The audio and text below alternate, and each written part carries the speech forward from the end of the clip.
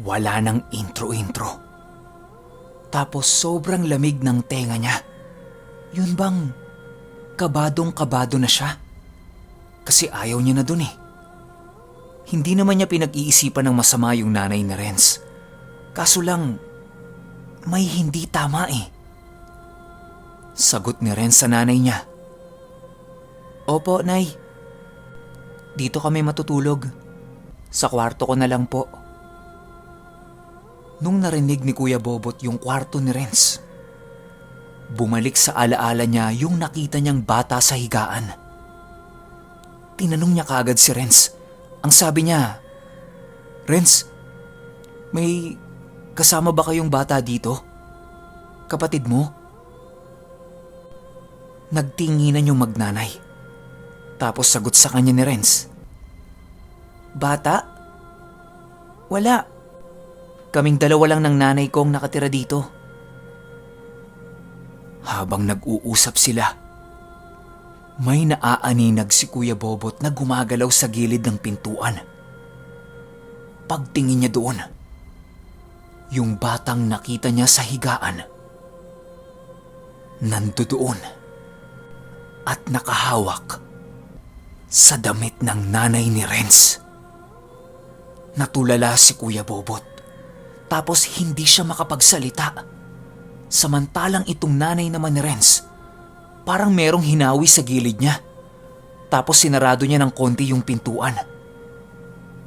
Sabi ni Renz sa kanya, Oh, anong nangyari sa'yo? Sagot ni Kuya Bobot kay Renz, Yung sinasabi kong bata, Renz, nasa gilid ng nanay mo. Tumingin si Renz pero wala naman siyang nakita. Tapos banat nito sa kanya. Pumasok na lang sila sa loob. Baka kung ano-ano lang yung nakikita niya. Kasi nga, nahihilo siya, di ba? Kahit takot na takot si Kuya Bobot, wala siyang pagpipilian. Pumasok siya sa loob. 7:00 pa lang ng gabi yun pero ang dami nang nangyari. Habang nakaupo sila sa lamesa, kinuwento ni Kuya Bobot kay Renz yung nakita niya sa kwarto nito. Ang sabi lang ni Renz sa kanya, dati din nakikita niya yon. Pero mula nung nagsimba siya, hindi na niya nakita. Sinasabi niya sa nanay niya yung tungkol sa bata. Pero palaging sinasabi sa kanya ng nanay niya, guni-guni lang niya yon. Kaya hinayaan na lang rin niya. Matapos silang mag-usap, pumasok na sila sa kwarto ni Renz. Nung nasa loob na sila, ang sabi sa kanya ni Renz, pagilid na lang sila humiga para kumasya sila. Yun nga lang, nakalampas yung paa nila sa kama kasi hindi sila kakasya kung padiretso silang matutulog eh. Wala namang problema yon kay Kuya Bobot. Tsaka antok na din siya. Parang napagod ata siya doon sa pagsuka niya sa labas eh. Konting kwentuhan lang. Tapos natulog na sila. Bagsak kaagad si Kuya Bobot. Antok na talaga siya eh. Akala niya lang. Habang natutulog sila, nagising itong si Kuya Bobot. Akala niya nga, umaga na eh. Kasi may mga naririnig siyang nag-uusap sa labas ng kwarto ni Renz. Sumilip siya sa maliit na bintana ni Renz. Madilim pa naman. Antok pa rin siya. Bumalik siya sa pagkakatulog. Pero sa pagkakataong ito, nahihirapan na siyang matulog. Kahit antok siya, alam niyo yung hindi kayo mapakali? Parang may nanonood sa inyo habang nakahiga kayo. Patay pa naman ilaw sa kwarto ni Renz. May liwanag man, nanggagaling lang yon sa ilalim ng pintuan. Kasi nakabukas yung ilaw nila sa kusina eh. pumapasok yung liwanag nun sa ilalim ng pinto. Papalit-palit ng pwesto itong si Kuya Bobot kasi hinahanap niya yung antok niya. Nung nakagilid na siya, nakaharap siya sa maliit na cabinet ni Renz. Medyo maganda tong pwesto na to kasi nakakaramdam na siya ng antok. Nang biglang may narinig siyang umiiyak sa labas. Yung iyak na nagmamakaawa.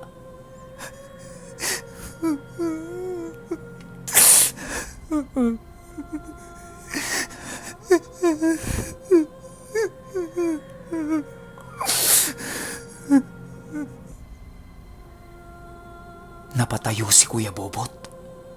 Tapos ginising niya si Renz. Ang sabi niya, Renz! Renz! May umiiyak sa labas. Baka nanay mo. Ang sagot ni Renz sa kanya, hayaan mo lang yan. Wala yan. Matulog ka na, Bot. Maaga pa tayo bukas eh.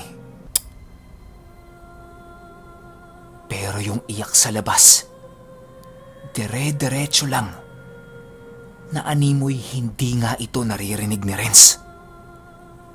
Maya-maya pa, nawala yung iyak sa labas ng kwarto. Nakikiramdam pa rin si Kuya Bobot. Tapos may narinig siya na kaskas ng tsinelas. Yun bang may naglalakad sa labas? Nakikita niya yung anino nun sa ilalim ng pintuan ng kwarto ni Renz. Pabalik-balik itong naglalakad. Tapos pabilis ng pabilis. Para siyang may hinahanap tapos natataranta. Tumigil ito sa tapat ng pintuan ni Renz. At lumikha siya ng tunog na parang baliw.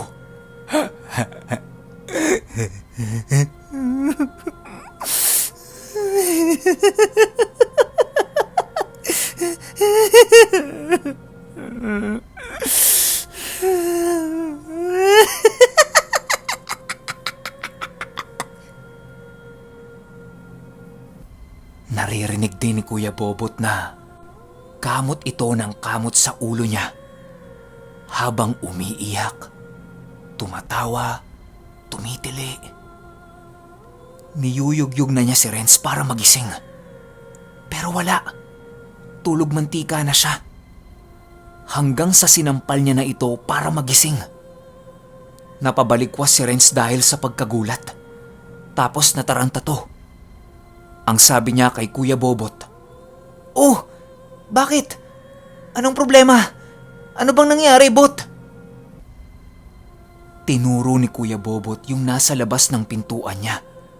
Pero pagtingin dito ni Renz, wala na. Wala yung sinasabi niyang tao na nakatayo doon. Binuksan nila yung pintuan. Tahimik naman sa labas. Nagalit tuloy sa kanya si Renz. Ang sabi, malapit lang naman yung simbahan. Kung hindi siya makatulog ng maayos sa bahay nila, pwede siyang pumunta na lang doon. Nahiya naman si Kuya Bobot sa inasta niya. Pero klarong-klaro yung nakita niya eh. Imposibleng imahinasyon yun. Bumalik si Kuya Bobot sa kwarto ni Renz. Tapos humiga siya ulit. Gusto niyang kumpirmahin kung lahat ng narinig at nakita niya ay totoo. O baka naman, namamahay lang siya o kung ano pang dahilan. Habang nagpapaantok siya ulit, may bigla namang nangiliti sa paa niya. Napalingon siya kay Renz baka kasi pinagtitripan siya eh. Pero hindi. Tulog eh. Tapos yung cabinet kung saan siya nakatapat, dahang-dahang bumubukas. Kinakalabit na naman niya si Renz. Ginigising niya. Nung bukas na yung cabinet, may nakita siyang dalawang kulay pula na gumagalaw sa loob. Palipat-lipat ng pwesto yon nang biglang may tumawa sa loob.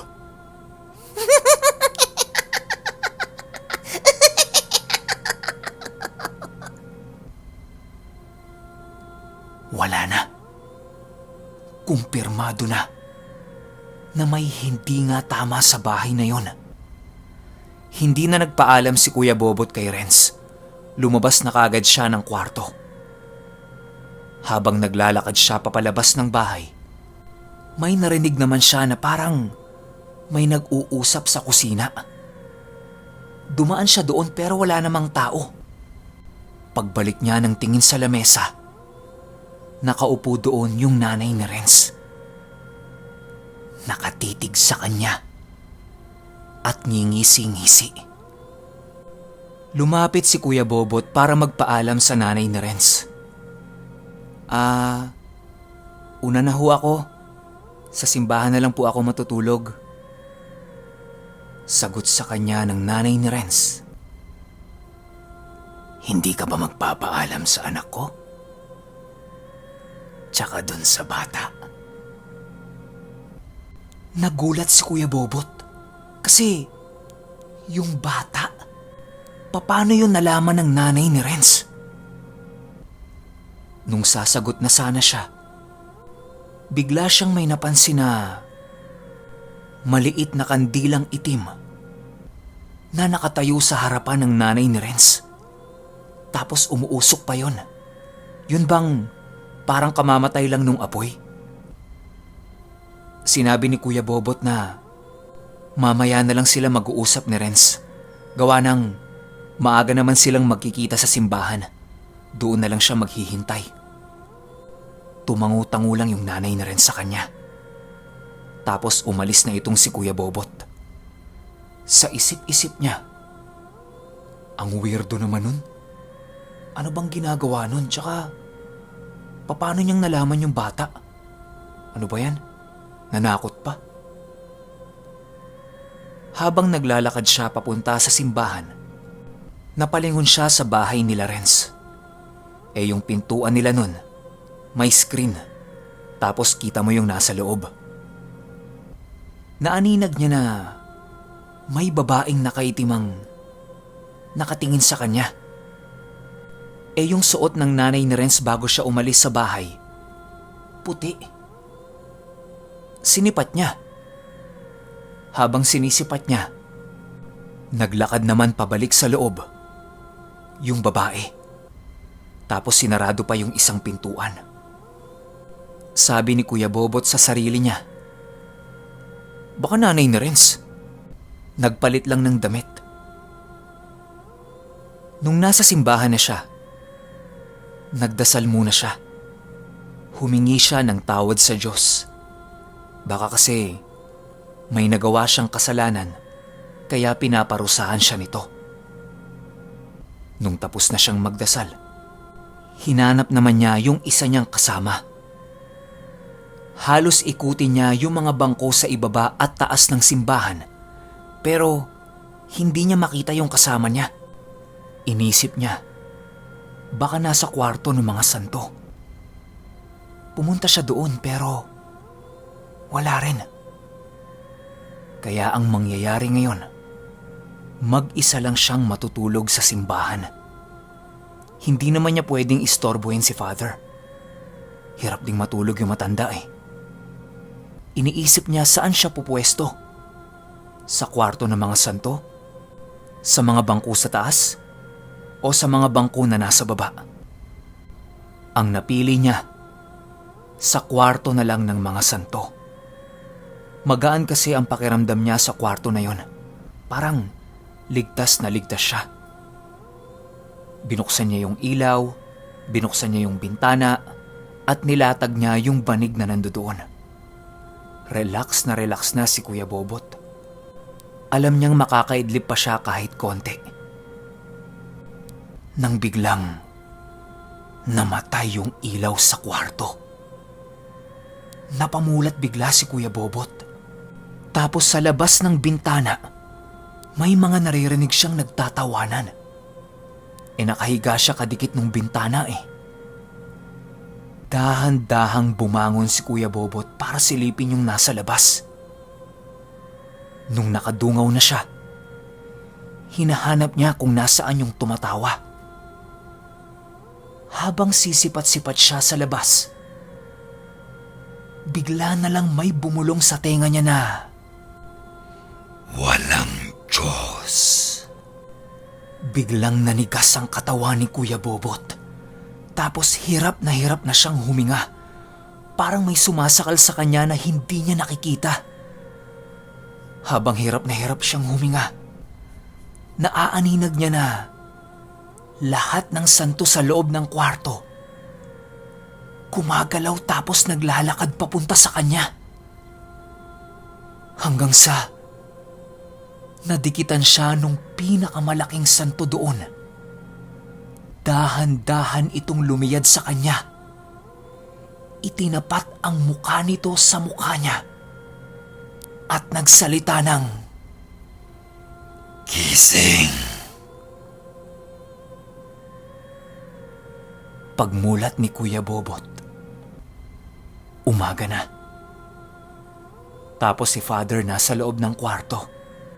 Paulit-ulit siyang tinatapik. Tapos panay ang banggit ng, "Bot, gising na! Bot, gising! Gising na, uy!" Tulala pa rin si Kuya Bobot. Hindi siya makapaniwala sa mga nangyari.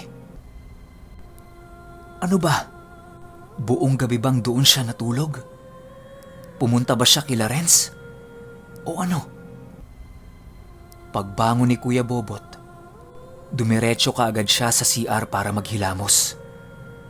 Tapos nagbihis na siya at hinanda lahat ng kailangan ni Father. Hinahanap niya yung dalawang kasama niya pero hindi niya pa makita. Maya-maya pa, unang-unang dumating, si Renz. Tinanong kaagad ni Kuya Bobot si Renz, "Renz, pumunta ba ako sa inyo kagabi?" Sagot ni Renz, "Oo, di ba natulog ka dun? Sabi nga ng nanay ko, nagmamadali kang umalis kaninang umaga." Doon na napagtanto ni Kuya Bobot na yung mga nakita niya sa bahay nito nila Renz, totoo. Habang ginagawa nila yung mga gawain nila sa simbahan, kinukwento niya isa-isa kay Renz yung mga nangyari nung gabi. Bigla na lang tumigil si Renz sa ginagawa niya, tapos kinausap siya nito. Ang sabi sa kanya, "Bot, sa ating dalawa lang to ah. Hindi ko alam kung yung bahay ba yung may problema o yung nanay ko. Simula kasi nang mamatay yung tatay ko, nagkaganyan na si nanay. Tapos kapag 10:00 ng gabi hanggang madaling araw, palagi na lang nakadapa si nanay. Tapos may mga binabanggit-banggit siyang kung ano-anong salita. Alam mo ba yung tungkol sa mga mangkukulam?" Nung narinig ito ni Kuya Bobot, grabing kilabot yung naramdaman niya. Tapos hindi siya makakilos. Takot na takot siya. Hindi kasi sila naniniwala sa mga ganyan eh. Yung mga aswang, mangkukulam, multo, engkanto o kung ano pa yan. Matibay kasi ang panata nila sa Diyos. Kaya talagang hindi inaasahan ni Kuya Bobot na makakaengkwentro siya ng ganon. Maya-maya pa, sinita sila ni Father. Kasi anong oras na eh. Yung mga nag-set ng schedule sa simbahan, isa-isa nang dumadating. Buong araw na hindi nagpakita yung isa nilang kasama. Matapos ang lahat ng gawain nila sa simbahan, pinuntahan nilang dalawa yon. Pero yung magulang ng kaibigan nila, ayaw silang papasukin sa loob. Hindi na lang sila nagpumilit. Halos araw-araw binibisita nilang dalawa yon. Kaso lang, paulit-ulit lang yung nangyayari. Makalipas ang ilang buwan, bigla na lang naglaho si Renz at yung nanay nito. Walang nakakaalam sa lugar nila kung saan sila pumunta. At ang masakit pa nito, yung kaibigan na kasama ni Kuya Bobot na pumunta sa bahay nila Renz, namatay. Duda ng mga tao doon, maaaring inaswang, tinaniman ng barang, kinulam, o kung ano pang dahilan na mahirap ipaliwanag. Gawa ng namatay ito na punong-puno ng sapot at lumot yung lalamunan niya. Yun yung naging dahilan para hindi siya makahinga. Mula din nung araw na yon, pakiramdam ni Kuya Bobot, kulang ang pananampalataya niya at paniniwala sa Diyos. Kaya humiling siya kay Father. Nagawan ulit siya ng pangalawang bendisyon.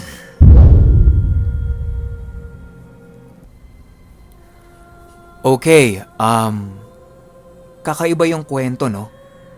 Ano ba yung nanay ni Renz?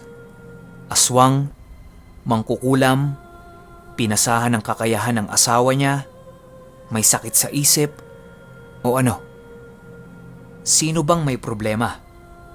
Yung bahay o yung nanay talaga ni Renz? Ang daming tanong ng kwento na to. Pero isa lang ang malinaw para sa akin. Hindi normal yung nanay ni Renz.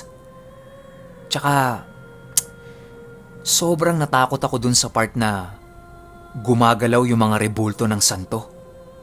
Grabe. May ganyang kwento din kasi yung tatay ko eh. Yung gumagalaw yung malalaking estatwa ng mga santo. Tapos, para silang nakatitig sa'yo. Kung hindi nyo kasi naitatanong, dati ding sakristan yung tatay ko. Kayo ba? Na-experience nyo na ba yun? Ano bang naramdaman ninyo? Humanga ba kayo kasi may ginagawang milagro yung santo? O baka naman, may ibang nilalang na nagpapagalaw dito? Pero kayo, anong opinyon ninyo sa kwentong ito? Yun lang. Hanggang sa susunod na kwento. Salamat.